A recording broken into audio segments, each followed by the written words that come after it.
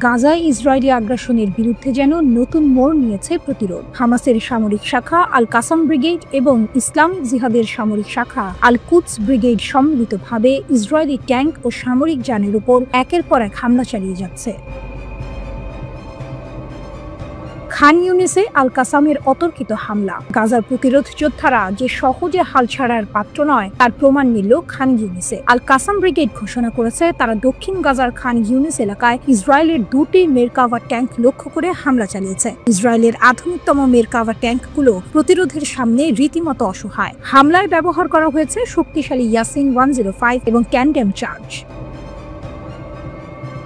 শুধু ট্যাঙ্ক নয়, ইসরায়েলি অনুপ্রবেশ ঠেকাতে ব্রিগেডগুলো খান ইউনিসের উত্তরে আল বাদ্দাউ এলাকায় ভারী ও মাঝারি মর্টার শেল দিয়ে শত্রু সৈন্য এবং সামরিক যানের উপরও হামলা চালিয়েছে। অর্থাৎ প্রতিরোধ বাহিনী শুধু আত্মরক্ষা করছে না, বরং আক্রমণাত্মক অবস্থানে গিয়ে শত্রুদের নাস্তানাবুদ করছে। আল তুফায় আল কুদস ব্রিগেডের বাজেমাত একই সময়ে ইসলামিক জিহাদের সামরিক শাখা আল কুদস ব্রিগেডও বসে নেই। তারা ঘোষণা করেছে যে গাজা শহরের আল তুফাহ পাড়ার পূর্ব অংশে ইসরায়েলি বাহিনীর অনুপ্রবেশের সময় তারা পূর্ব স্থাপিত বর্মবিরোধী বিস্ফোরক ডিভাইস ব্যবহার করে একটি ইসরায়েলি সামরিক যান ধ্বংস করেছে। কে জানতো মাটির নিচে লুকিয়ে থাকা একটি ডিভাইস ইসরায়েলি সামরিক যানের জন্য সাক্ষাৎ যমদূত হয়ে উঠবে। আল কাসামের দুঃসাহসিক অভিযান, সৈন্য আটকের চেষ্টা। আল কাসাম ব্রিগেড আরও একটি চমৎকার খবর দিয়েছে। তাদের যোদ্ধারা দক্ষিণ গাজা উপত্যকার খান ইউনিসের পূর্বে আবাসন আল কাবিরা এলাকায় ইসরায়েলি দখলদার সৈন্য এবং সামরিক যানের উপর ভোরবেলায় এক দুঃসাহসিক অভিযান চালিয়েছে। এই অভিযানে তারা ইয়াসিন 105 অ্যান্টি আর্মর শেল দিয়ে একটি মেরকাভা ট্যাঙ্ক এবং একটি সাজোয়া কর্মী বাহককে নিশানা করেছে। এমনকি দুটি ইসরায়েলি সামরিক যানও তাদের হামলা থেকে রেহাই পায়নি। এই অভিযানের সবচেয়ে রোমাঞ্চকর অংশটি ছিল একজন ইসরায়েলি সৈন্যকে আটকের চেষ্টা। আল কাসাম জানিয়েছে তাদের যোদ্ধারা একজন ইসরায়েলি সৈন্যকে ধরার চেষ্টা করেছিল, কিন্তু যুদ্ধের তীব্র পরিস্থিতির কারণে তারা সফল হতে পারেনি। তবে তারা সৈন্যটিকে নিরপেক্ষ করে তার অস্ত্র জব্দ করেছে। অর্থাৎ হাতের মুঠোয় পেয়ে পরিস্থিতি প্রতিকূল থাকায় আটক করতে পারেনি, কিন্তু শত্রুকে পরাস্ত করে তার অস্ত্র ছিনিয়ে নিয়েছে। এক অসম সাহসিকতার দৃষ্টান্ত। সংঘর্ষের পর আল কাসাম যোদ্ধারা যখন একটি ইসরায়েলি হেলিকপ্টারকে অভিযান স্থলে অবতরণ করতে দেখে, তখন বোঝা যায় এই হামলাগুলো কতটা কার্যকর হয়েছে এবং ইসরায়েলি বাহিনীর মধ্যে কতটা উদ্বেগ সৃষ্টি করেছে। গাজার এই চলমান প্রতিরোধ যে কেবল টিকে থাকা লড়াই নয়, বরং শত্রুকে আঘাত করার এক দৃঢ় সংকল্প, তা এই ঘটনাগুলো থেকেই স্পষ্ট। ইসরায়েল যতই ক্ষমতাধর হোক না কেন, গাজার প্রতিরোধ যোদ্ধারা যে তাদের প্রতিটি পদক্ষেপে কাঁটা হয়ে বিঁধে আছে তা আর বলার অপেক্ষা রাখে না।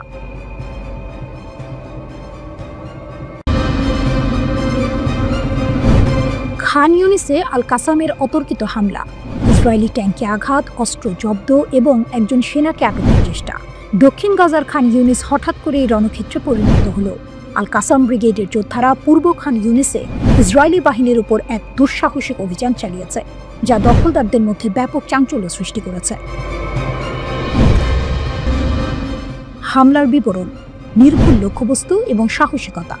হামাসের সামরিক শাখা আল কাসাম ব্রিগেড ঘোষণা করেছে তাদের যোদ্ধারা খান ইউনিসের পূর্বে আবাসন আল কাবিরা এলাকায় ইসরায়েলি সৈন্য ও সামরিক যানবাহনের একটি সমাবেশের উপর অতর্কিত হামলা চালিয়েছে। তাদের বিবৃতিতে জানানো হয়েছে যোদ্ধারা ইয়াসিন 105 অ্যান্টি আর্মর শেল ব্যবহার করে একটি মেরকাভা ট্যাঙ্ক এবং একটি সাজোয়া কর্মী বাহককে সফলভাবে লক্ষ্যবস্তু করেছে। একই ধরনের গোলাগুলি ব্যবহার করে দুটি ইসরায়েলি সামরিক খননকারী যন্ত্র হামলার শিকার হয়েছে। তবে এখানেই শেষ নয়। আল কাসাম যোদ্ধারা অভিযানের সময় এক ইসরায়েলি সৈন্যকে ধরে ফেলার চেষ্টা করে। যুদ্ধক্ষেত্রের তীব্র পরিস্থিতির কারণে তারা তাকে আটক করতে না পারলেও সৈন্যটিকে নিষ্ক্রিয় করে তার অস্ত্র জব্দ করতে সক্ষম হয়। এই ঘটনা আল কাসাম যোদ্ধাদের দুঃসাহসিকতার এক নতুন দৃষ্টান্ত স্থাপন করেছে। সংঘর্ষের পর আল কাসাম যোদ্ধারা অভিযান স্থলে একটি ইসরায়েলি হেলিকপ্টার অবতরণ করতে দেখেছে, যা ওই এলাকায় যুদ্ধের তীব্রতা তুলে ধরে। আল কাসাম ব্রিগেড আরও উল্লেখ করেছে 5 দিন আগেও তারা একই অঞ্চলে একটি শক্তিশালী ইম্প্রোভাইজড এক্সপ্লোসিভ ডিভাইস আইইডি দিয়ে একটি মেরকাভা ট্যাঙ্ককে লক্ষ্য করে হামলা চালিয়েছিল। এটি পূর্ব খান ইউনিসে ইসরায়েলি দখলদার বাহিনীর উপর প্রতিরোধের ধারাবাহিকতা প্রমাণ করে। ইসরায়েলি হতাহত এবং সত্য গোপন করার অভিযোগ। এদিকে উত্তর গাজায় ফিলিস্তিনি প্রতিরোধের আরেকটি মারাত্মক আক্রমণের পর ইসরায়েল ক্রমবর্ধমান তদন্ত এবং জনসাধারণ থেকে বাস্তব সময়ের তথ্য দমন করার অভিযোগের মুখোমুখি হচ্ছে। আল মায়াদিনের প্রতিবেদনে বলা হয়েছে, ইসরায়েলি সামরিক বাহিনী এর আগে নিশ্চিত করেছে এলাকার যুদ্ধে বিস্ফোরক ডিভাইস বিস্ফোরণে নেটজা ইয়েহুদা ব্যাটালিয়নের 5 সৈন্য নিহত এবং আরও 2 জন গুরুতর আহত হয়েছে। এই ঘোষণা আসে ইসরায়েলি মিডিয়ার ভুল প্রাথমিক হতাহতের পরিসংখ্যান প্রচারের পরই। পরবর্তী রিপোর্টে দেখা যায় আহত দখলদার সৈন্যের মোট সংখ্যা 14 জনে পৌঁছেছে, যার মধ্যে 2 জনের অবস্থা গুরুতর, 6 জনের আঘাত মাঝারি এবং 6 জনের আঘাত সামান্য।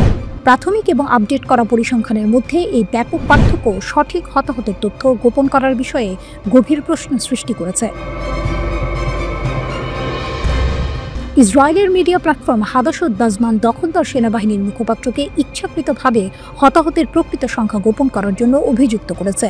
তাদের যুক্তি, এটি একটি বৃহত্তর কৌশলের অংশ যার লক্ষ্য হল ইসরায়েলি জনসচেতনতাকে ইঞ্জিনিয়ারিং করা, যাতে চলমান যুদ্ধের মধ্যে নাগরিক স্থিতিস্থাপকতা বজায় রাখতে মানুষের ক্ষয়ক্ষতি গোপন রাখা যায়। প্ল্যাটফর্মটি এই ঘটনাকে সৈন্য এবং বেসামরিক উভয় ক্ষেত্রে আত্মহত্যার হার কমিয়ে আনার পূর্ববর্তী রাষ্ট্রীয় প্রচেষ্টার সাথে তুলনা করেছে। তারা উল্লেখ করে যে 2018 সাল থেকে স্বাস্থ্য মন্ত্রণালয়ের মতো প্রতিষ্ঠানগুলি প্রকৃত পরিসংখ্যান গোপন রেখেছে। 1 বছরে 1280টিরও বেশি আত্মহত্যার খবর আসার পরেও সরকারিভাবে দাবি করা হয়েছিল যে এই সংখ্যা হ্রাস পেয়েছে। হাদাসত বাজমান প্রশ্ন তুলেছে, হোয়াটসঅ্যাপ এবং টেলিগ্রামের মতো প্ল্যাটফর্ম না থাকলে ইসরায়েলিরা কি বাস্তবতা জানতে পারত? তারা দৃঢ়ভাবে বলেছে, অবশ্যই সরকারি বা মূলধারার মিডিয়া থেকে নয়।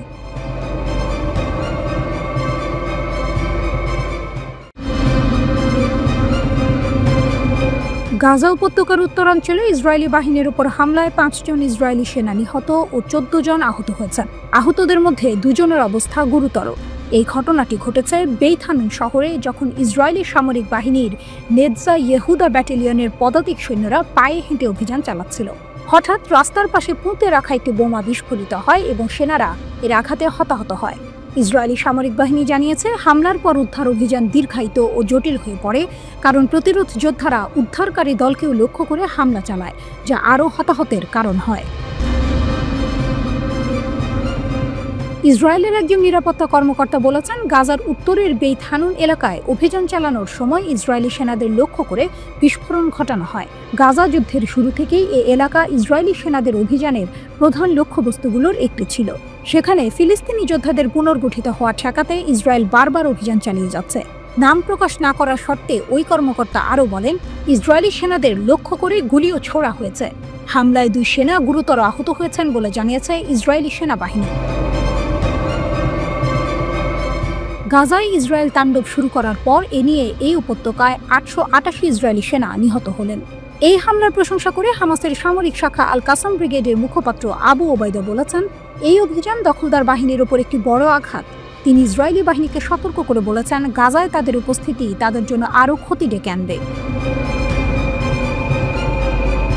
আবু ওবায়দা জোর দিয়ে বলেছেন, গাজার ভেতরে ইসরায়েলি বাহিনীর অবস্থান টিকিয়ে রাখা নেতানিয়াহুর জন্য সবচেয়ে বোকামিপূর্ণ সিদ্ধান্ত হবে। তার মতে, ফিলিস্তিনিদের দৃঢ়তা ও সাহসী যুদ্ধের সমীকরণ নির্ধারণ করছে ইসরায়েলের সামরিক শক্তি নয়। তিনি ভবিষ্যৎবাণী করেছেন, পরে এটি ব্যর্থ হতে পারে এবং অতিরিক্ত বন্দী আমাদের হাতে চলে যাবে। এই ঘটনাটি এমন এক সময় ঘটল যখন গত সপ্তাহে ইসলামিক জিহাদের সশস্ত্র শাখা আল কুদস ব্রিগেড ঘোষণা করেছিল যে তারা উত্তর গাজায় এক হামলায় 40 জনেরও বেশি ইসরায়েলি সেনাকে হত্যা বা আহত করেছে। সেই হামলাটি গাজা শহরের সুজাইয়া পাড়ায় হয়েছিল এবং সেখানে আবাসিক ভবনের ভেতরে লুকিয়ে থাকা ইসরায়েলি বাহিনীকে লক্ষ্যবস্তু করা হয়েছিল। এই দুটি ঘটনায় ফিলিস্তিনি প্রতিরোধের ক্রমবর্ধমান শক্তি এবং ইসরায়েলি বাহিনীর জন্য গাজায় অভিযান কতটা বিপজ্জনক হয়ে উঠছে তা প্রমাণ করে। উল্লেখ্য, 2023 সালের অক্টোবরে ইসরায়েল ফিলিস্তিনি প্রতিরোধের একটি বীরত্বপূর্ণ অভিযানের প্রতিক্রিয়ায় গাজায় এক ভয়াবহ যুদ্ধ শুরু করে। এই নৃশংস সামরিক হামলায় এ পর্যন্ত 57,500 জনেরও বেশি ফিলিস্তিনি নিহত হয়েছেন, যাদের বেশিরভাগই নারী ও শিশু। ইসরায়েল গাজার ওপর প্রায় 2 দশকের অবরোধ আরও কঠোর করেছে, যার ফলে এই উপত্যকায় ত্রাণ সরবরাহ প্রায় বন্ধ হয়ে গেছে এবং তারা দুর্ভিক্ষকে যুদ্ধের হাতিয়ার হিসেবে ব্যবহার করছে।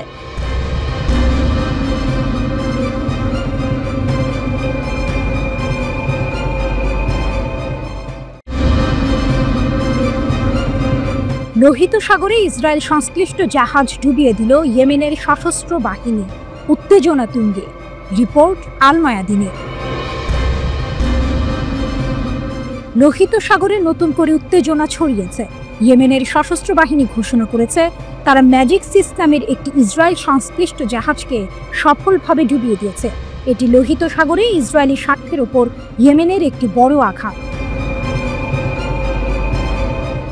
ওয়াইএএফ এর মুখপাত্র ব্রিগেডিয়ার জেনারেল ইয়াহিয়া সারি জানিয়েছেন, সতর্ক করা সত্ত্বেও জাহাজটি ইসরায়েলের সঙ্গে সহযোগিতা করায় এবং ফিলিস্তিনি বন্দরে প্রবেশ নিষেধাজ্ঞা অমান্য করায় এই হামলা চালানো হয়েছে। কিভাবে ডুবল ম্যাজিক সিস? সারি জানান, লোহিত সাগরে ম্যাজিক সিস জাহাজটিকে লক্ষ্য করে একটি সুনির্দিষ্ট সামরিক অভিযান চালানো হয়। এই অভিযানে 2টি মনুষ্যবিহীন নৌকা, 5টি ব্যালিস্টিক ও ক্রুজ ক্ষেপণাস্ত্র এবং 3টি ড্রোন ব্যবহার করা হয়। সারির মতে এই সমন্বিত হামলায় জাহাজটি সরাসরি আঘাতপ্রাপ্ত হয় এবং প্রথমে ডুবে যাওয়ার ঝুঁকিতে পড়ে। পরে তিনি নিশ্চিত করেন যে ম্যাজিক সিস সম্পূর্ণরূপে সমুদ্রের গভীরে তলিয়ে গেছে। হামলার আগে জাহাজের ক্রুদের নিরাপদে জাহাজ ত্যাগ করার অনুমতি দেওয়া হয়েছিল।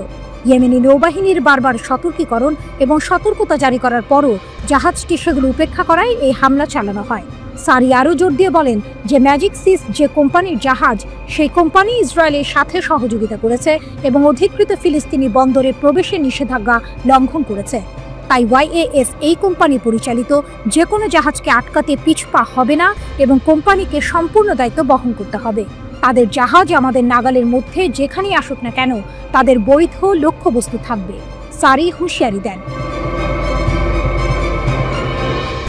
বেন গুরিয়ন বিমানবন্দরে হাইপারসনিক ক্ষেপণাস্ত্র হামলা। এর একদিন আগেই রবিবার সারি আরও একটি চাঞ্চল্যকর খবর দেন।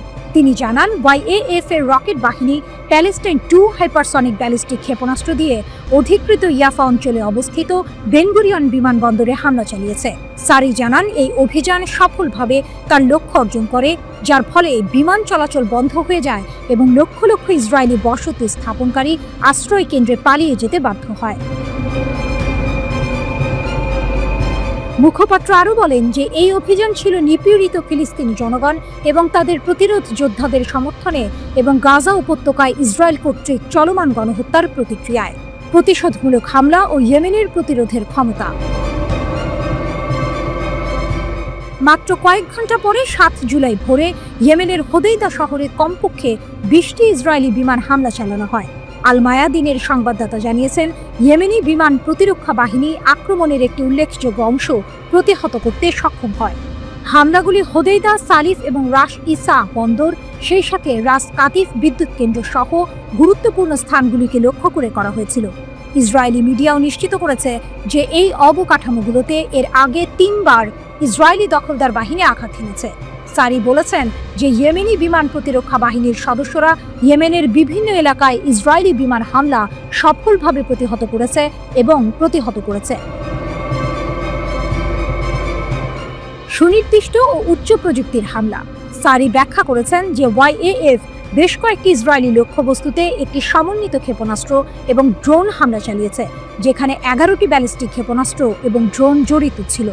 ওয়াইএএফ এ হামলাকে উচ্চ নির্ভুলতা এবং সফল বলে বর্ণনা করেছে। একটি ইয়েমেনি প্যালেস্টাইন 2 হাইপারসনিক ক্ষেপণাস্ত্র বেন গুরিয়ন বিমানবন্দরকে লক্ষ্য করে হামলা চালায়, যখন অতিরিক্ত হাইপারসনিক ক্ষেপণাস্ত্র ইদুত বন্দর এবং অধিকৃত আসকালানের বিদ্যুৎ কেন্দ্রে আঘাত করে। এছাড়া উম্মে আল রাশরাস বন্দর বা ইলাত আক্রমণ করার জন্য 8টি ড্রোন মোতায়েন করা হয়েছিল। সারি জানান, সমস্ত ক্ষেপণাস্ত্র এবং ড্রোন তাদের লক্ষ্য সফলভাবে অর্জন করে এবং ইসরায়েলি ইন্টারসেপ্টর সিস্টেমগুলি কোনো আক্রমণকে নিষ্ক্রিয় করতে বাধ্য হয়।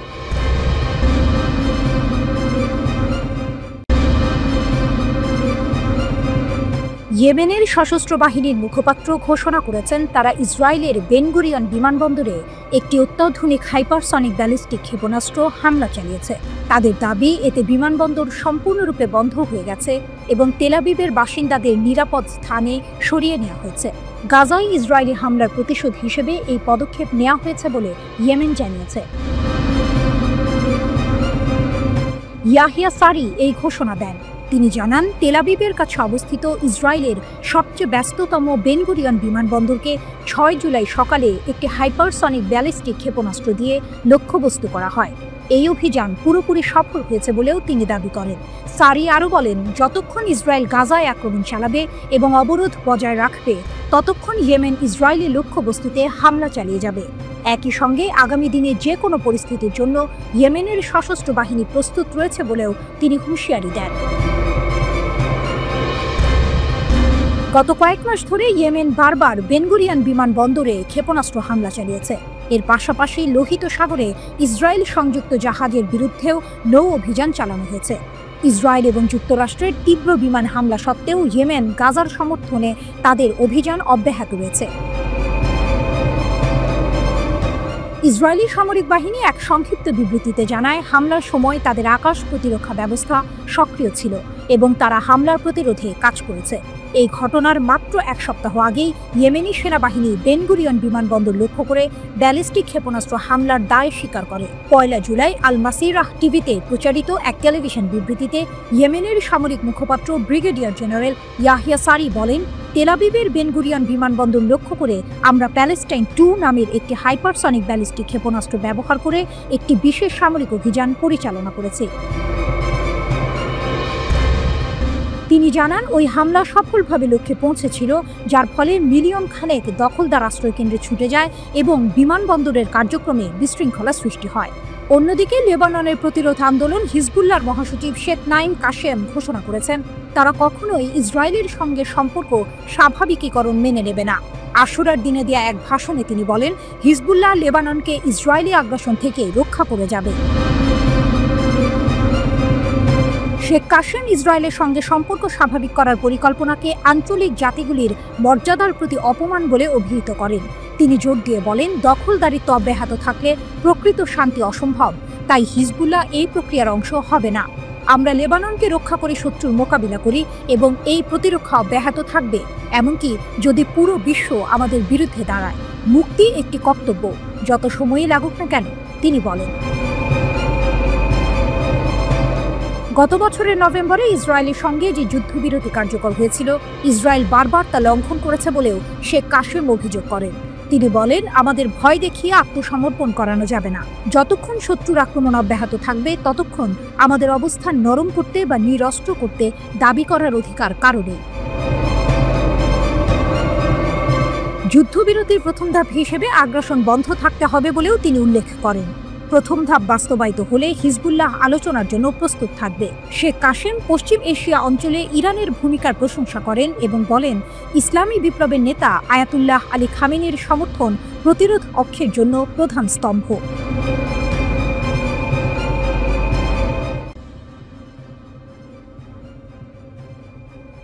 গাজায় চলমান সংঘাতে ইসরায়েলি বাহিনীর ভেতরের চিত্রটা ভয়ঙ্কর। হামাসের সঙ্গে যুদ্ধ করতে গিয়ে নিজেদের ভুলেই মারা গেছে 31 জন সেনা। ভাবা যায়, ইসরায়েলি আর্মি রেডিওর এক প্রতিবেদনে এই চাঞ্চল্যকর তথ্য বেরিয়ে এসেছে।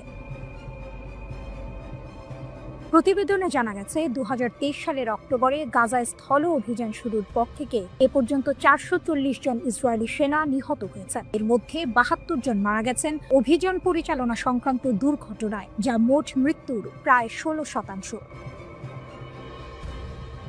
আরও চমকপ্রদ তথ্য হলো, নিহতদের মধ্যে 31 জনই মারা গেছেন নিজেদের ভুলবশত ছোড়া গুলিতে, যাকে সামরিক পরিভাষায় বলা হয় ফ্রেন্ডলি ফায়ার। এছাড়া গোলাবারুদ সংশ্লিষ্ট দুর্ঘটনায় মারা গেছেন 23 জন। সাঁজোয়া যানের চাকায় পিষ্ট হয়ে 7 জন আর অজ্ঞাত গুলিবর্ষণে নিহত হয়েছেন 6 জন। অর্থাৎ ইসরায়েলি সেনারা যুদ্ধক্ষেত্রে যতটা না হামাসের আক্রমণের শিকার হচ্ছেন, তার চেয়েও বেশি ঝুঁকির মধ্যে আছেন নিজেদের সহযোদ্ধা এবং অসতর্কতার কারণে।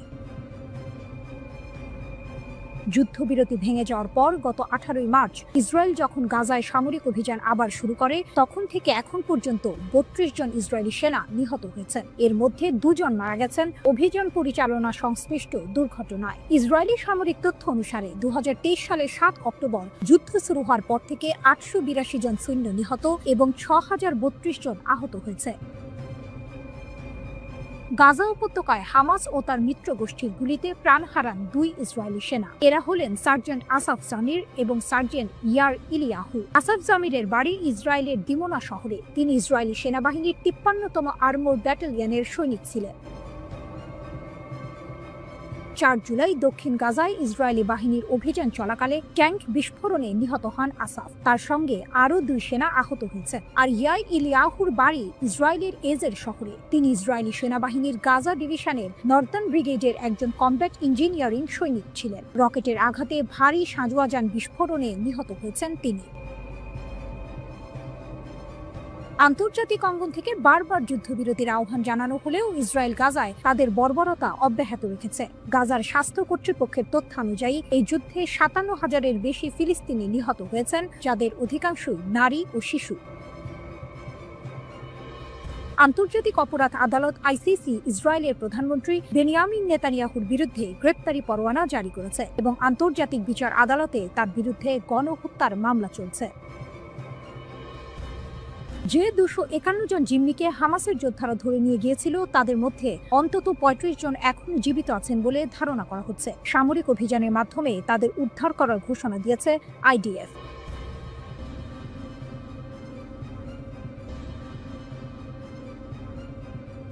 গাজায় ইসরায়েলের দুঃস্বপ্ন, 3 দিনে 15 সেনা নিহত, হামাসের কৌশল বদল। ফিলিস্তিনের অবরুদ্ধ গাজা উপত্যকায় চলমান সংঘাত যেন এক নতুন মোড় নিচ্ছে। মাত্র 3 দিনের ব্যবধানে অন্তত 15 জন ইসরায়েলি সেনা নিহত হয়েছেন, যা হামাসের সামরিক শাখা আল কাসাম ব্রিগেডের ধারাবাহিক হামলার ফল বলে জানাচ্ছে আন্তর্জাতিক সংবাদ মাধ্যমগুলো।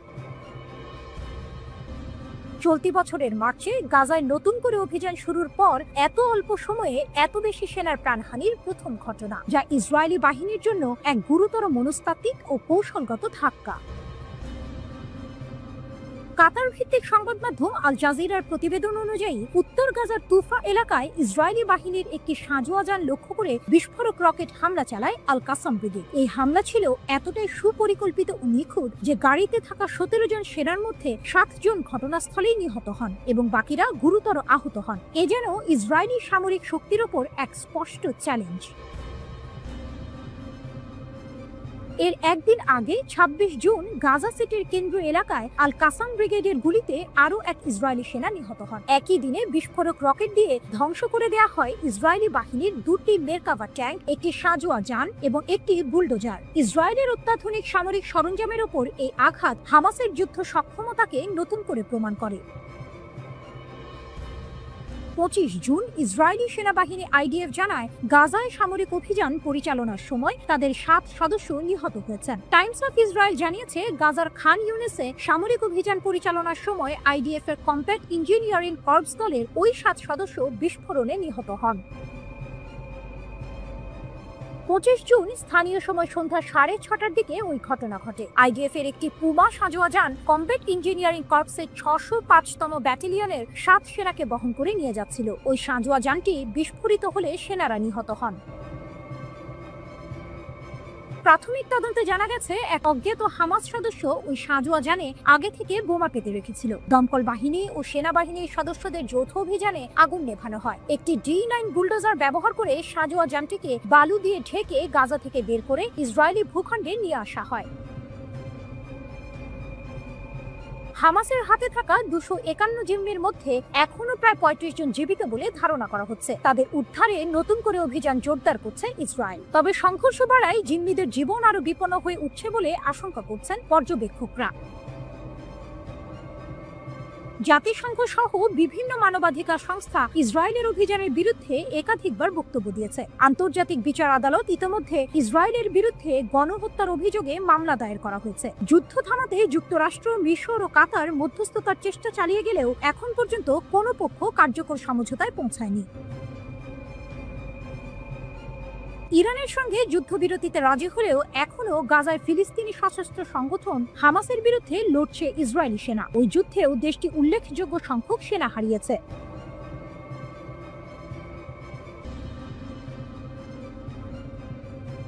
গরম খবর, আবারও উত্তপ্ত মধ্যপ্রাচ্য। ইসরায়েল যদি ফের কোনো ভুল করে তাহলে নাকি আরো কঠিন থাপ্পড় খাবে, এমনটাই হুমকি দিলেন ইরানের শীর্ষ জেনারেল আব্দুর রহিম মুসাভি। শুনে মনে হচ্ছে এবার বুঝি আর ছোটখাটো হুমকি নয়, আসল যুদ্ধের দামামা বাজছে। লেবাননের একটি টিভি চ্যানেলে দেওয়া সাক্ষাৎকারে ইরানের সশস্ত্র বাহিনীর প্রধান major general Abdur Rahim Musavi সরাসরি হুমকি দিয়েছেন ইসরায়েলকে। তার কথা পরিষ্কার, গত মাসে ইসরায়েল আর আমেরিকার হামলার জবাবে ইরান নাকি তাদের সব শক্তি ব্যবহার করেনি, অর্থাৎ যা হয়েছে তা নাকি ছিল শুধু ট্রেলার। যদি ইসরায়েল আবার একই ভুল করে তাহলে ইরান জাতি আর তাদের সেনাবাহিনী নাকি ইসরায়েলকে আরো কঠিন থাপ্পড় দেবে। 13 জুন ইসরায়েল বিনা প্ররোচনায় ইরানের ওপর হামলা চালায়। সেই হামলায় সামরিক কমান্ডার থেকে শুরু করে পরমাণু বিজ্ঞানী এমনকি সাধারণ মানুষও মারা যান। এর এক সপ্তাহ পর যুক্তরাষ্ট্র যুদ্ধে নেমে পড়ে। আন্তর্জাতিক আইন, জাতিসংঘ সনদ সবকিছু তোয়াক্কা না করে তারা ইরানের 3টি পরমাণু স্থাপনায় বোমা হামলা চালায়। যখন ইসরায়েল আর যুক্তরাষ্ট্র হামলা চালাচ্ছে তখন কি ইরান চুপচাপ বসেছিল? মোটেও না। প্রতিশোধ হিসেবে ইরানের সশস্ত্র বাহিনী ইসরায়েলের দখলে থাকা কৌশলগত স্থাপনাগুলোতে আঘাত হানে। এখানেই শেষ নয়, পশ্চিম এশিয়ার সবচেয়ে বড় মার্কিন সামরিক ঘাঁটি কাতারের আল উদেইদ মার্কিন ঘাঁটিকেও তারা টার্গেট করে। এটা শুনে নিশ্চয়ই অনেকেই অবাক হচ্ছেন। ইরান এতদিন ধরে শুধু হুমকি দিয়ে আসছিল, কিন্তু এবার তারা সরাসরি পাল্টা হামলা চালিয়েছে। 24 জুন ইরান সফলভাবে প্রতিশোধমূলক অভিযান চালিয়ে ইসরায়েল এবং যুক্তরাষ্ট্রের হামলা বন্ধ করতে সক্ষম হয়। শীর্ষ জেনারেলের দাবি, ইসরায়েল নাকি যুদ্ধবিরতির জন্য অনুরোধ করতে বাধ্য হয়েছিল যাতে তারা নিজেদের গুছিয়ে নিতে পারে। এই তথ্য যদি সত্যি হয় তাহলে পরিস্থিতি কিন্তু আরো ঘোলাটে, কারণ এতদিন আমরা যা জেনে এসেছিলাম তার চেয়ে আসল চিত্রটি হয়তো আরো ভিন্ন। যুক্তরাষ্ট্রের প্রত্যক্ষ সমর্থনেই মূলত ইরানে হামলা চালায় যুদ্ধবাজ ইসরায়েল। তবে পরের দিকে এই আগ্রাসন প্রবল প্রতিরোধের মুখে পড়ে এবং শেষ পর্যন্ত আন্তর্জাতিক কূটনীতির মাধ্যমে একটি যুদ্ধবিরতিতে পৌঁছায়। অপ্রকাশিত ক্ষমতা ও নতুন পর্যায়। মেজর জেনারেল মুসাভি আরও সতর্ক করেছেন, যদি যুদ্ধ দীর্ঘায়িত হয় এবং একটি নতুন পর্যায়ে প্রবেশ করে তাহলে ইসরায়েল নাকি ইরানের এমন ক্ষমতা দেখতে পাবে যা এখনো কাজে লাগানো হয়নি, অর্থাৎ ইরান নাকি তাদের আসল শক্তি এখনো দেখায়নি। তিনি এটাও বলেছেন, বছরের পর বছর ধরে ইসরায়েল আর তাদের সমর্থকরা ইরানের ওপর আঘাত হানার জন্য শক্তি সঞ্চয় করে আসছে। তাদের উদ্দেশ্য হলো পরমাণু ইস্যুকে অজুহাত হিসেবে ব্যবহার করে ইরানকে বিভক্ত করা, কিন্তু ইরান তাদের মৌলিক নীতি থেকে কখনো সরে আসবে না, যার মধ্যে ফিলিস্তিন ও তাদের জনগণের প্রতি সমর্থনও রয়েছে। তাহলে কি ইসরায়েল আর ইরান আবারও একটি বড় যুদ্ধের দিকে এগোচ্ছে?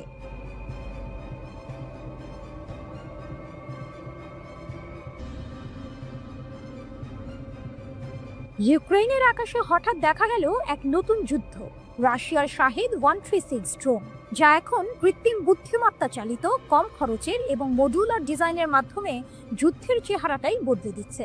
একসময় ইরান থেকে আমদানি করা এই ড্রোনগুলো এখন রাশিয়াতেই তৈরি হচ্ছে, যা মস্কোর ড্রোন শিল্পের ক্ষমতাকে নতুন উচ্চতায় নিয়ে গেছে এবং বিশ্ব অস্ত্রবাজারে নতুন প্রতিদ্বন্দ্বিতার জন্ম দিয়েছে। সম্প্রতি ইউক্রেনে একটি অত্যাধুনিক শাহেদ 136 ড্রোনকে আটক করা হয়। এটি কেবল একটি সাধারণ কামিকাজে ড্রোন ছিল না, এটিতে ছিল উন্নত নেভিগেশন সিস্টেম এবং ইউক্রেনের মোবাইল নেটওয়ার্কের সাথে সংযোগের সক্ষমতা। ইউক্রেনীয় গোয়েন্দা প্রতিবেদন জানায়, এই ড্রোনগুলোতে এখন রাশিয়ার তৈরি উপাদান ব্যবহার করা হচ্ছে এবং রিয়েল টাইম ডেটা আদান প্রদানের জন্য ইউক্রেনীয় মোবাইল নেটওয়ার্ক ব্যবহার করা হচ্ছে। এটি স্পষ্ট ইঙ্গিত দেয় যে রাশিয়া এখন বিদেশি আমদানির উপর নির্ভরশীল নয়, বরং নিজস্ব শক্তিশালী ড্রোন শিল্প গড়ে তুলেছে। আলাবুগা ও কুপলের মতো উৎপাদন কেন্দ্রগুলোতে এই পরিবর্তনগুলো ঘটছে। এটি এমন এক সময় যখন কম দামের ড্রোনগুলো উচ্চ প্রযুক্তির প্রতিরক্ষা ব্যবস্থাকে চ্যালেঞ্জ করছে এবং আধুনিক যুদ্ধের অর্থনীতি নতুনভাবে সংজ্ঞায়িত করছে। শাহেদ 136 বিবর্তন ও কৌশল। শাহেদ 136 মূলত ইরানের তৈরি একটি লোটারিং ওয়ারহেড বা কামিকাজে ড্রোন। ইউক্রেনের বিরুদ্ধে রাশিয়ার আকাশ হামলায় একটি গুরুত্বপূর্ণ হাতিয়ার হয়ে উঠেছে। 2022 সালের সেপ্টেম্বরে প্রথম ব্যবহারের পর থেকে এই ড্রোনগুলো রাশিয়ার সামরিক বাহিনীতে গেরান 2 নামে পরিচিত। প্রোপেলার চালিত এবং বিস্ফোরক দিয়ে বোঝাই হয়। এদের কাজ হলো লক্ষ্যবস্তুতে আঘাত হেনে ব্যাপক ধ্বংসযজ্ঞ চালানো। 2023 সালের আনুমানিক হিসাব অনুযায়ী প্রতিটি ড্রোনের দাম ছিল প্রায় $20,000, যা সাম্প্রতিক আপগ্রেডের কারণে হয়তো আরো বেড়েছে। এই কম দামি এটিকে বিমান প্রতিরক্ষা ব্যবস্থা ব্যবস্থাকে অপ্রতিরোধ্য করে তোলার একটি সাশ্রয়ী হাতিয়ার করে তুলেছে। MS সিরিজের সর্বশেষ সংস্করণগুলোতে থার্মাল ইমেজিং ক্যামেরা, কৃত্রিম বুদ্ধিমত্তা মডিউল এবং উন্নত নেভিগেশন সিস্টেম যুক্ত করা হয়েছে। এর ফলে রাশিয়া কম খরচের ড্রোন বাজারে নিজেদের আধিপত্য প্রতিষ্ঠা করতে চাইছে। শাহেদ 136 এর সর্বশেষ মডেলগুলোতে রাশিয়ার তৈরি সিম কার্ড ব্যবহার করা হচ্ছে, যা বিদেশি টেলিকম অপারেটরদের উপর নির্ভরতা কমাচ্ছে। এই সিম কার্ডগুলো ড্রোনগুলোকে ইউক্রেনীয় মোবাইল নেটওয়ার্কের মাধ্যমে তথ্য পাঠাতে সাহায্য করে, যা রাশিয়ার সামরিক বাহিনীকে ইউক্রেনের বিমান প্রতিরক্ষা ব্যবস্থার দুর্বলতা সম্পর্কে রিয়েল টাইম গোয়েন্দা তথ্য সংগ্রহ করতে সাহায্য করে। শাহেদ 136 মূল ইরানি নকশা থেকে অনেক উন্নত হয়েছে এবং চীনের DJI Mavic সিরিজ বা তুরস্কের বাইরাক্টর TB2 এর মতো বাণিজ্যিক ড্রোনের মতো একটি মডুলার প্ল্যাটফর্ম হিসেবে আবির্ভূত হয়েছে। এতে একটি 4 অ্যান্টেনা নিয়ন্ত্রিত radiation pattern antenna CRPS system যুক্ত করা হয়েছে, যা ইউক্রেনীয় ইলেকট্রনিক যুদ্ধের বিরুদ্ধে প্রতিরোধ ক্ষমতা বাড়ায়। ড্রোনটির ওয়ারহেডও বৈচিত্র্যপূর্ণ হয়েছে। প্রাথমিক 50 কিলোগ্রামের পেলোডের পাশাপাশি এখন 90 কিলোগ্রাম পর্যন্ত অগ্নিসংযোগকারী এবং থার্মোবারিক ওয়ারহেড ব্যবহারের বিকল্প আছে। থার্মাল ইমেজিং ক্যামেরা এবং এনভিডিয়া জেটসন ওরিন প্রসেসরের মতো AI মডিউলের সংযুক্তি এই ড্রোনকে আরও ক্ষমতা সম্পন্ন করেছে। শাহেদ 136 এর সবচেয়ে বড় শক্তি হলো এর ব্যয় কার্যকারিতা। প্রতিটি ড্রোন তৈরি করতে রাশিয়ার খরচ হয় আনুমানিক $20,000 থেকে $2 লাখ, যা লক্ষ লক্ষ ডলারের বিমান প্রতিরক্ষা ব্যবস্থার তুলনায় অনেক কম। উদাহরণস্বরূপ একটি প্যাট্রিয়ট ক্ষেপণাস্ত্রের দাম প্রায় $4 মিলিয়ন। রাশিয়ার ঝাঁক হামলা কৌশল কখনো এক রাতে 100টিরও বেশি ড্রোন ব্যবহার করে ইউক্রেনকে ব্যয়বহুল অস্ত্র ব্যয় করতে বাধ্য করে, যা তাদের সম্পদের ওপর চাপ সৃষ্টি করে।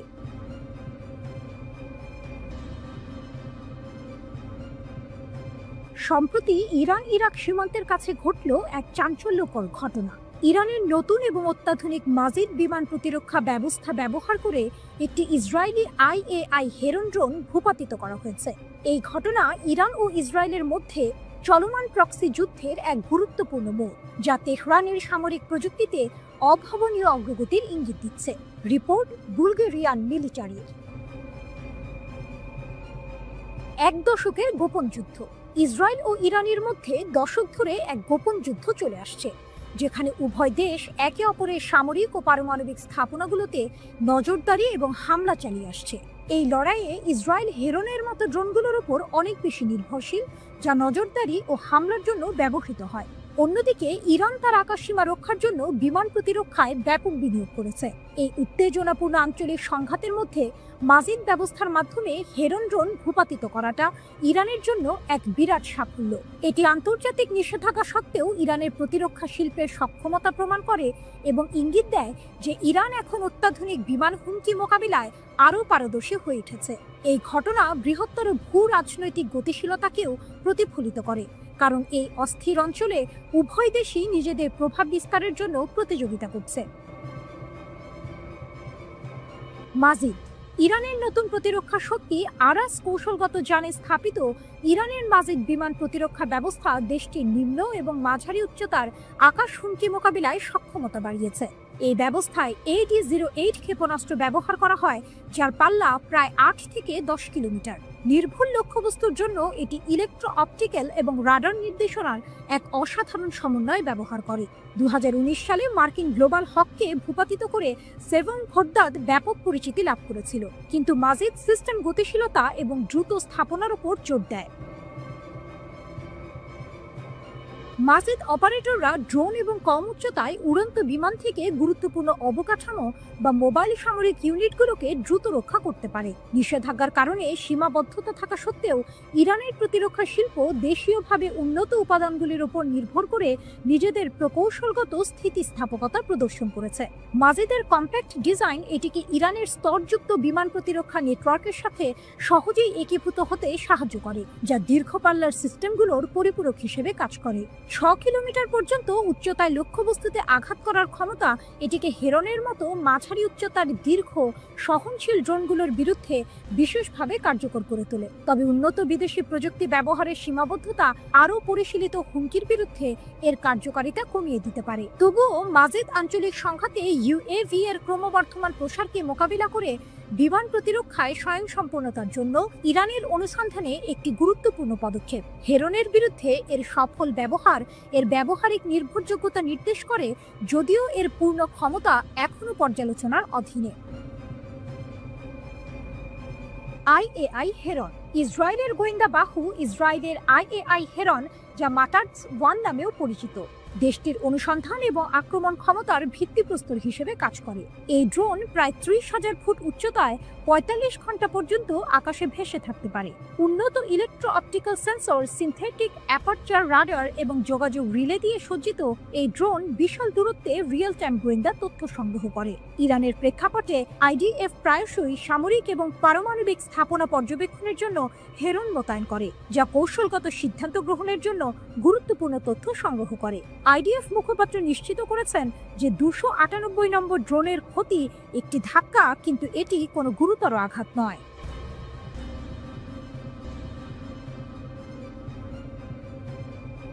এক চরম সত্য সামনে এলো। ইরানের সরাসরি ক্ষেপণাস্ত্র হামলায় ইসরায়েলি সরকারের অন্তত $1.3 বিলিয়ন ক্ষতি হয়েছে। ইসরায়েলি অধিকৃত অঞ্চলগুলোতে প্রকাশিত একটি শীর্ষস্থানীয় হিব্রু ভাষার অর্থনৈতিক সংবাদপত্র দ্য মার্কারের প্রতিবেদনে এই চাঞ্চল্যকর তথ্য উঠে এসেছে। ইরানের প্রতিশোধমূলক সামরিক অভিযানের কারণে ইসরায়েলি সরকার কমপক্ষে $1.3 বিলিয়ন ক্ষতির সম্মুখীন হয়েছে। এটি কেবল একটি সংখ্যা নয়, ইসরায়েলের সামরিক ও অর্থনৈতিক অবকাঠামোর উপর ইরানের হামলার প্রত্যক্ষ ফল।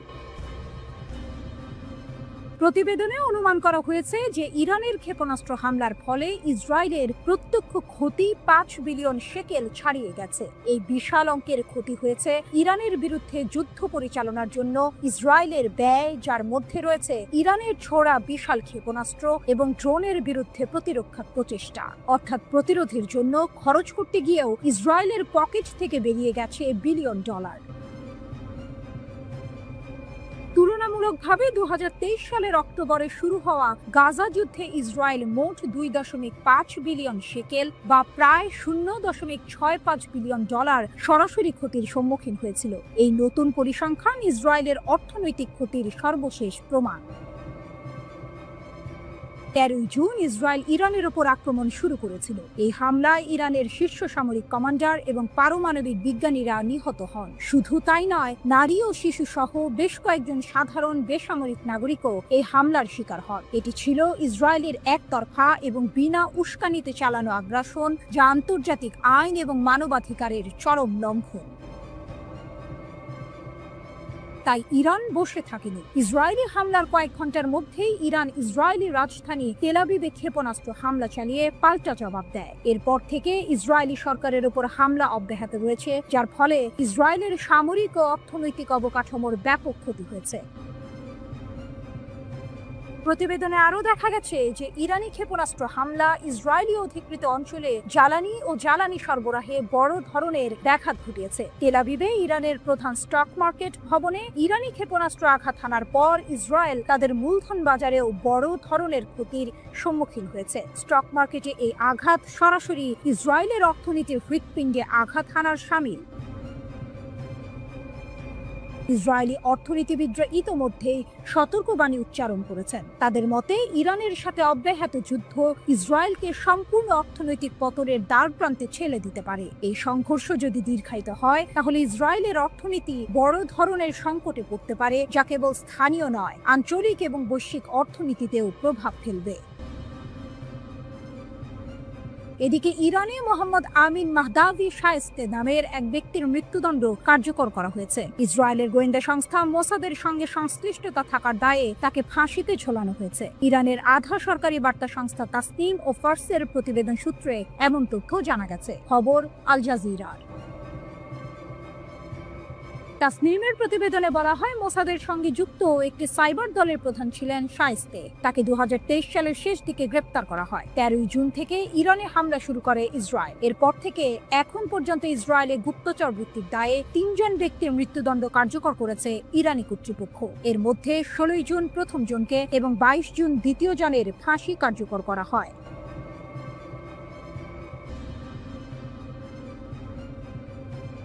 কেন ইরানকে হারানো ইসরায়েলের জন্য প্রায় অসম্ভব? একদিকে ইসরায়েলি মিসাইল উড়ে এসেছে ইরানে, অন্যদিকে ইরানি মিসাইল আছড়ে পড়েছে আইডিএফ ও মোসাদের দফতরে। ডোনাল্ড ট্রাম্পের যুদ্ধবিরতি ঘোষণার পরও উভয় দেশ একে অপরের উপর ঝাঁপিয়ে পড়েছে। এর মধ্যেই ইরান জোর দিয়ে বলছে তাদের হারানো ইসরায়েলের পক্ষে এক প্রকার অসম্ভব। কিন্তু কেন?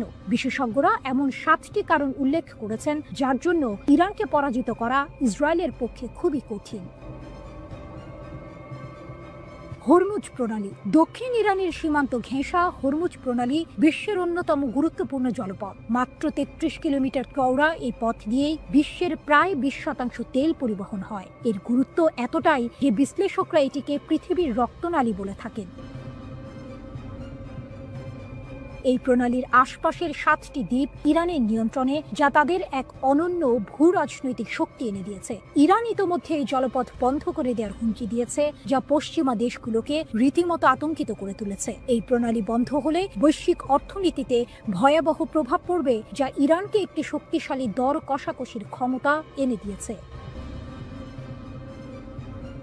ব্যালিস্টিক ও ড্রোনের অপ্রতিরোধ্য শক্তি। ইরানের ব্যালিস্টিক ক্ষেপণাস্ত্রের পাল্লা প্রায় 2000 কিলোমিটার। এর মানে হলো শুধু ইসরায়েল নয়, ইউরোপের যে কোনো লক্ষ্যবস্তুতেও আঘাত হানতে পারে ইরানি মিসাইল। এছাড়া ইরান সস্তায়, শক্তিশালী ও কার্যকর ড্রোন বানিয়ে ব্যাপক সাড়া ফেলেছে।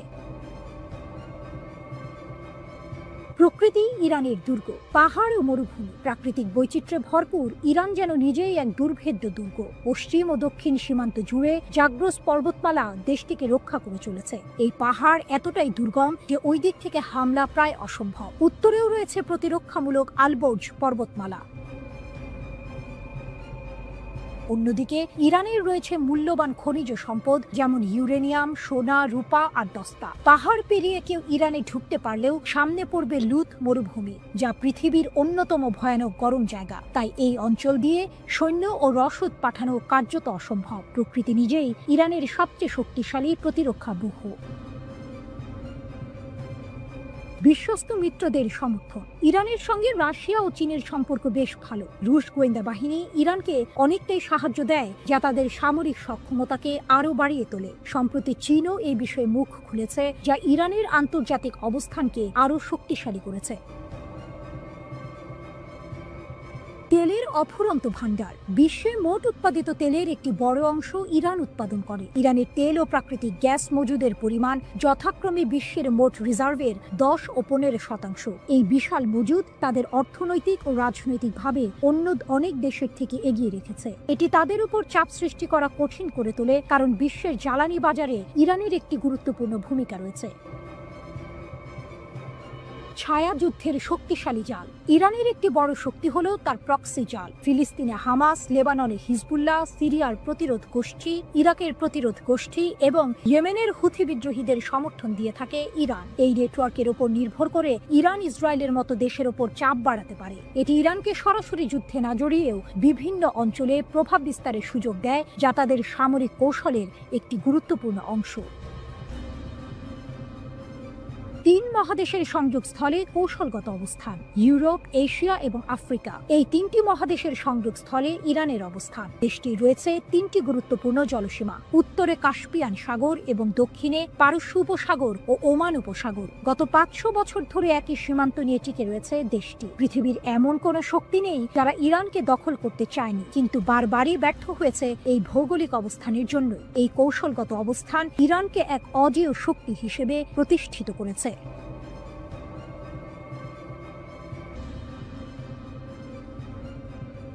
ইরানের সাহসিকতার প্রশংসা ট্রাম্পের মুখে। যুদ্ধ শেষ, এবার কি নিষেধাজ্ঞা উঠবে? মার্কিন প্রেসিডেন্ট ডোনাল্ড ট্রাম্প, যিনি কিছুদিন আগেও ইরানের উপর কঠোর হামলার নির্দেশ দিয়েছিলেন, এবার ন্যাটো সম্মেলনে বসেই ইরানের সাহসিকতার প্রশংসা করলেন। নেদারল্যান্ডের হেগ শহরে দেয়া তার এই মন্তব্য রীতিমতো আলোচনার জন্ম দিয়েছে। তাহলে কি এবার ইরান যুক্তরাষ্ট্রের সম্পর্কে নতুন মোড় আসতে চলেছে? তেল বিক্রি সামগ্রী ও অর্থের প্রয়োজন। ট্রাম্পের ইঙ্গিত। ট্রাম্পকে যখন প্রশ্ন করা হলো যে ইরানের উপর থেকে নিষেধাজ্ঞা তুলে নেওয়ার কোনো পরিকল্পনা ওয়াশিংটনের আছে কিনা, তখন তার জবাব ছিল বেশ ইঙ্গিতপূর্ণ। তিনি বলেন, ইরান মাত্রই একটি যুদ্ধে ছিল এবং তারা সাহসিকতার সঙ্গে লড়াই করেছে। যদি তারা তেল বিক্রি করতে যায়, তারা তেল বিক্রি করতে যাচ্ছে। চীন চাইলে ইরানের কাছ থেকে তেল কিনতে পারে। তার এই মন্তব্যের গভীরতা লক্ষণীয়। যেখানে যুক্তরাষ্ট্র ইরানের তেল বিক্রিতে নিষেধাজ্ঞা দিয়েছিল, সেখানে ট্রাম্প এখন বলছেন চীন চাইলে তেল কিনতে পারে। তিনি আরও যোগ করেন, দেশটির আবার ঠিক হওয়ার জন্য অর্থের প্রয়োজন। এটি কি নিষেধাজ্ঞার পর্যায়ক্রমিক শিথিলতার ইঙ্গিত, নাকি কেবলই কথার কথা? পরমাণু সামগ্রী সরানোর প্রশ্নে ট্রাম্পের ভিন্ন মত। সাংবাদিকরা ট্রাম্পকে আরও প্রশ্ন করেছিলেন যে যুক্তরাষ্ট্রের হামলার আগে ইরান পরমাণু সামগ্রী সরিয়ে ফেলতে পেরেছিল কিনা। এই প্রশ্নটি গুরুত্বপূর্ণ, কারণ একটি গোপন মার্কিন প্রতিবেদনে এমন ইঙ্গিত দেওয়া হয়েছিল। তবে ট্রাম্প সেই দাবি সরাসরি খারিজ করে দিয়েছেন। তিনি বলেছেন, এগুলো সরানোর সময় ইরানের হাতে ছিল না, এগুলো খুবই ভারী, সরানো খুবই কঠিন। ট্রাম্পের এই মন্তব্য মার্কিন গোয়েন্দা প্রতিবেদনের সঙ্গে সাংঘর্ষিক। এটি আবারও প্রমাণ করে যে ইরানের পারমাণবিক কর্মসূচি এবং হামলার প্রভাব নিয়ে এখনো অনেক ধোঁয়াশা রয়েছে। এদিকে ইরানের একের পর এক ক্ষেপণাস্ত্র ড্রোন হামলায় পর্যদস্ত ইসরায়েলিরা এখন বেনিয়ামিন নেতানিয়াহুর সরকারের কাছে ক্ষতিপূরণ চাইছেন। এজন্য প্রায় ৩৯,০০০ আবেদন জমা পড়েছে। স্থানীয় সংবাদ মাধ্যমের বরাতে গতকাল মঙ্গলবার এই খবর জানিয়েছে তুরস্কের রাষ্ট্রীয় সংবাদ সংস্থা আনাদোলু। সংবাদ মাধ্যমটির খবর, ইরানি হামলায় ক্ষতিগ্রস্তদের জন্য একটি ক্ষতিপূরণ তহবিল গঠন করেছে ইসরায়েলের কর কর্তৃপক্ষ। ১৩ জুন ইরান ইসরায়েলের মধ্যে সংঘাত শুরুর পর থেকে এই তহবিল থেকে ক্ষতিপূরণ চেয়ে মোট ৩৮,৭০০টি আবেদন জমা পড়েছে। ইরানের ক্ষেপণাস্ত্রের আঘাতে ঘরবাড়ি ভবন ক্ষতিগ্রস্ত হওয়ায় ক্ষতিপূরণ চেয়ে আবেদন জমা পড়েছে ৩০,৮০৯টি। এছাড়া ৩,৭১৩টি আবেদন জমা পড়েছে যানবাহনের ক্ষয়ক্ষতি হওয়ার কারণে। যন্ত্রপাতি আর অন্যান্য জিনিস ক্ষতিগ্রস্ত হওয়ার কারণে ক্ষতিপূরণ চেয়ে আবেদন জমা পড়েছে ৪,০৮৫টি। ইসরায়েলি ওয়েবসাইট বেহাট্রে হারেদিমের তথ্য মতে শুধু তেল আবিবেই ক্ষতিপূরণ চেয়ে ২৪,৯৩২টির বেশি আবেদন জমা পড়েছে। দক্ষিণাঞ্চলের আশকেলন শহরে আবেদন জমা পড়েছে ১০,৭৯৩টি।